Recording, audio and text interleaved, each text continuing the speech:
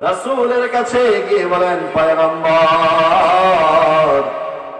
আমি তো একটা অপরাধ করে ফেলছি, আমি জিনা করে ফেলছি ইয়া রাসূলুল্লাহ, ইয়া রাসূলুল্লাহ, জিনা করেছি।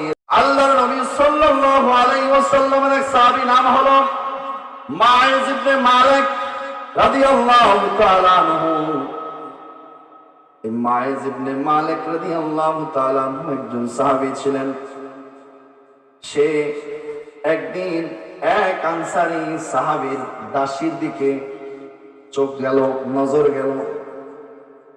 এক আনসারী সাহাবীর দাসীর দিকে তার নজর গেল, অর্থাৎ তাকে ভালো লেগে গেল। ভালো লাগার পরে আনসারী সাহাবীর দাসীর সাথে সে কথা বলার জন্য চেষ্টা করলো। দাসী মেয়ে লোক, আগের জামানায় দাসীর প্রচলন ছিল, এখন আর নাই।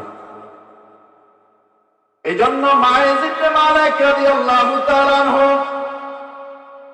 ওই আনসারী সাহাবীর দাসীর সাথে কথা বলার জন্য চেষ্টা করলো। চেষ্টা করার পরে এক সময় ওই আনসারী সাহাবীর দাসীর সাথে কথা হলো। একদিন দুই দিন কথা হতে হতে তাদের সাথে একটা প্রেমের সম্পর্ক। কি সম্পর্ক? একদিন হঠাৎ করে দুইজন একত্রিত হইলেন। ওই সাহাবী মাইজ ইবনে মালিক এবং আনসারী সাহাবীর দাসী মহিলা একান্ত হইলেন, যেখানে নির্জন, যেখানে কোনো মানুষ নাই। এমন সময় এই বেগানা মহিলা, বেগানা পুরুষ একত্রিত হওয়ার পরে শয়তান অন্তরে কুমন্ত্রণা দিলেন জিনা করার। কুমন্ত্রণা দেওয়ার পরে দেখা গেল শয়তানের ওয়াসওয়াসায় মাইজ ইবনে মালিক ওই আনসারী সাহাবীর দাসীর সাথে জিনায় লিপ্ত হয়ে গেল। জিনা করে ফেলছে, অপরাধ করে ফেলছে। এরপরে সে বুঝতে পারলো, হায় রে, আমি কি করলাম? আমি একজন নবী, আমি হলাম মুহাম্মদ রাসূলুল্লাহ সাল্লাল্লাহু আলাইহি ওয়াসাল্লামের সাহাবী, ওই আমি জিনার কাজের ভিতর লিপ্ত হয়ে গেলাম। এবার তার অন্তরের ভিতর ভয় আসলো, হায় রে, আমি কি করলাম? এজন্য রাসূলের দরবারে দৌড় দিলেন, রাসূলের দরবারে ছুটে গেলেন। রাসূলের কাছে গিয়ে বলেন, পয়গম্বর, আমি তো একটা অপরাধ করে ফেলছি, আমি জিনা করে ফেলছি ইয়া রাসূলুল্লাহ, ইয়া রাসূলুল্লাহ, জিনা করেছি, এর জন্য আমাকে পাথর নিক্ষেপ করে মেরে ফেলুন। আমি আমার রবের দরবারে আমি এই অপরাধ নিয়ে আমি দাঁড়াতে চাই না। সুবহানাল্লাহ। ইয়া রাসূলুল্লাহ, আমি কিয়ামতের দিন এই জিনার গুনাহ নিয়ে আমি রবের দরবারে দাঁড়াতে চাই না। ইয়া রাসূলুল্লাহ, আমাকে পাথর নিক্ষেপ করে মেরে ফেলুন। একবার বললেন, একবার বলার পরে রাসূল চেহারাটা ফিরিয়ে নিলেন। আবার সাহাবী পর পাশ দিয়ে গেলেন, আবার রাসূলকে বলছেন, ইয়া রাসূলুল্লাহ, আমি জিনা করেছি, আমাকে হত্যা করেন, পাথর নিক্ষেপ করে। একে একে কয়েকবার হলো। কয়েকবার হওয়ার পরে এবার আল্লাহর হাবিব সাল্লাল্লাহু আলাইহি ওয়াসাল্লাম ওই মাইজ ইবনে মালিকের এলাকার মানুষকে ডাক দিলেন। ডাক দিয়ে বললেন, এই যে সাহাবী মাইজ ইবনে মালিক বলে সে নাকি জিনা করেছে, আসলে সত্যি নাকি? সে কি পাগল নাকি? বলে না, পাগল না। বলে সে কি মদ খেয়েছে, সে কি মাদকে আসক্ত হয়, সে কি মাতাল হয়েছে নাকি? মাতাল হয়ে কথা বলে। তখন দেখে না, তাও না। মাইজ ইবনে মালিক বলেন, ইয়া রাসূলুল্লাহ, আমি পাগল না, আমি মদখোর না, আমি আমার সজ্ঞানে বলছি আমি জিনা করেছি।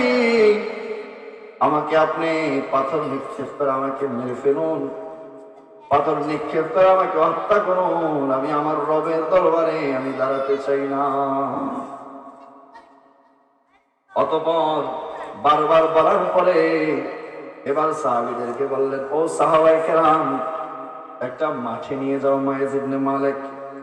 নিয়ে যাওয়ার পরে তাকে একটা গর্ত করলেন। গর্ত করার পরে মাইজ ইবনে মালিকের এই পর্যন্ত গেড়ে ফেললেন। গাড়ার পরে সাহাবায়ে কেরামরা চতুর্দিক থেকে পাথর নিক্ষেপ করে। এক সময় দেখা যায় মাইজ ইবনে মালিক পাথর নিক্ষেপ করার কারণে দুনিয়া থেকে চলে যায়। কেমন তওবা ছিল! চিন্তা করছেন, আমি পাথর নিক্ষেপ হয়ে মারা যাব, আমি আমার তওবা এটাই করতে আমার এই অপরাধ যেন, এই হত্যার বদলতে আমার এই তওবাটা যেন, এই পাথর নিক্ষেপের কারণে আমার তওবাটা হয়ে যায়, কিয়ামতের দিন যেন রবের সামনে এই অপরাধটা নিয়ে আমার দাঁড়াতে না হয়। সুবহানাল্লাহ। মায়েজ ইবনে মালিককে হত্যা করার পরে, মায়েজ ইবনে মালিক দুনিয়া থেকে চলে যাওয়ার পরে মায়েজ ইবনে মালিকের দাফন কাফন শেষ করলেন আল্লাহর হাবিব সাল্লাল্লাহু আলাইহি ওয়াসাল্লাম।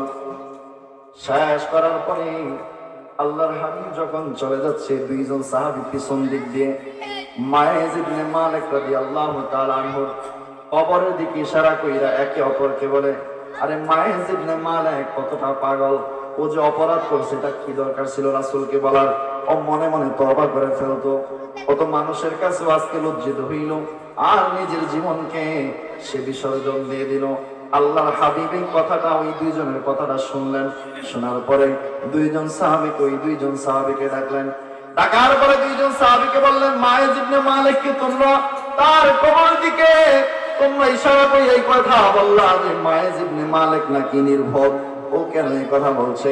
আমি তো দেখছি, আল্লাহর রাসূল বলেন, আমি তো দেখছি আমার মায়েজের তওবার কারণে আল্লাহ সুবহানাহু ওয়া তাআলা মায়েজকে জান্নাতের ভিতরে ঘোরাচ্ছে।